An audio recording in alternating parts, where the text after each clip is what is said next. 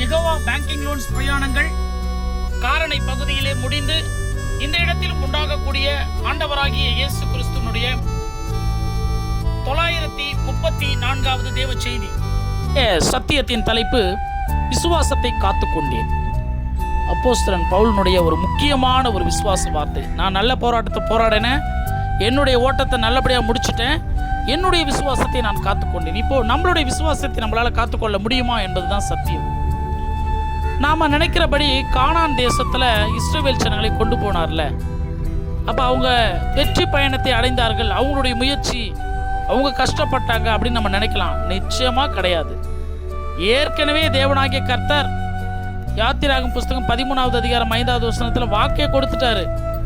எங்கன்னா, கர்த்தர் உனக்கு கொடுப்பேன் என்று உன் பிதாக்களுக்கு ஆணையிட்டதும் பாலும் தேனும் ஓடுகிறதுமான தேசமாகிய கானானியர், ஏத்தியர், எமோரியர், ஏவியர், எபூசியர் என்பவர்களுடைய தேசத்துக்கு உன்னை வரப்பண்ணும் காலத்துல நீ இந்த மாதத்திலே இந்த ஆராதனையை செய்வாயாக. நீ அங்க வர வைப்ப, அந்த இடத்துல என்னை நீ ஆராதனை செய்வாய். இது கர்த்தர் ஏற்கனவே கொடுத்த ஒரு வாக்கு. அவருடைய வாக்கு தான் நிறைவேற்றினாரு. நீ ஒரு முயற்சியும் எடுக்கல. ஆகவே பிதாக்களுக்கு ஆணையிட்ட தேசம் கானான் தேசம் என்று தேவன் சொல்றாரு. ஆகவே கானான் என்பது ஒரு மனிதனுடைய முயற்சியால் போய் சேர்ந்தது கிடையாது. அது கடவுள் கொடுத்த ஒரு ஆணை. இப்போ நம்ம ஒரு பிள்ளைகளுக்கு ஒரு பொருளை வாங்கி தரோம் என்று சொல்லி நாம் வாக்கு கொடுக்குறோம் வச்சுங்களேன், அந்த பிள்ளையின் முயற்சியால் அது வரப்போது கிடையாது. நாம் நம்முடைய முயற்சியால் தான் அந்த பொருளை அந்த பிள்ளைக்கு நம்ம எடுத்து கொடுப்போம். அதுபோல் தேவனாகிய கர்த்தர் கானான் என்ற ஒரு தேசத்தை நமக்கு வாக்கு கொடுத்துட்டாரு. அந்த இடத்துல கொண்டு போய் சேர்க்கக்கூடிய ஒரு வேலையில் அவர் நிச்சயமாய் கொண்டு போய் சேர்த்துருவார். ஏன்னா பொறுப்பு அவருடையது. இப்போ பாருங்களேன், புதிய ஏற்பாட்டில் கானான் என்பது, இன்றைக்கு நம்ம வாழக்கூடிய கானான் தேசம் என்பது பரலோகம். நித்திய ஜீவனை உங்களுக்கு நான் கொடுப்பேன் என்பது இயேசு கிறிஸ்துடைய வாக்கு. அந்த வாக்கை அன்றைக்கும் பொய்யாகாது. என்னன்னா, அந்த வாக்கு தத்தம் கொடுத்த அந்த தேவனுடைய அந்த வார்த்தையை நம்பி நம்மளால பயணம் செய்ய முடியுதா இந்த உலகத்துலன்றது தான் ஒரு கேள்வியே. இப்போ ஆபிரகாம் எப்படி ஒரு ஸ்பெஷலான விசுவாசத்தின் தகப்பன் ஆயிட்டாரு?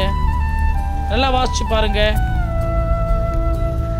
தேவனாகிய கர்த்தர் எனக்கு வாக்கு பண்ணினதை நிறைவேற்ற வல்லவர் என்று முழு நிச்சயமாய் நம்பினான். அதுதான் அவனுடைய ஸ்பெஷல். முழு நிச்சயமாய் நம்பி தேவனை மகிமைப்படுத்தி விசுவாசத்தில் வல்லவனானார். ரோமர் புஸ்தகம் 4:21 சொல்லும்.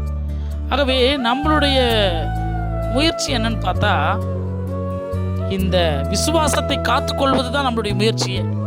இந்த ஸ்பிரிச்சுவலான லைஃப்பில் நாம் கடவுளுக்குள்ள பக்தியாக வாழ்ந்து ஒரு வெற்றியான வாழ்க்கையை வாழ போகிறோம் பாருங்க, இதுதான் ஒரு விசுவாசத்தை காத்துக்கொள்வது. ஆகவே இன்றைக்கு நாம் கானானும் அன்றைக்கு அவர்களுடைய முயற்சி கிடையாது, தேவன் தான் அவங்களுக்கு கொடுத்த ஒரு ஆணையினால் அந்த தேசத்துக்கு கொண்டு போனார். இன்னைக்கு நமக்கு கொடுக்கப்படுகிற பரலோகமும் தேவனாகிய கர்த்தர் கொடுத்த ஆணை தான். நித்திய ஜீவனை நான் உனக்கு அளிப்பேன்.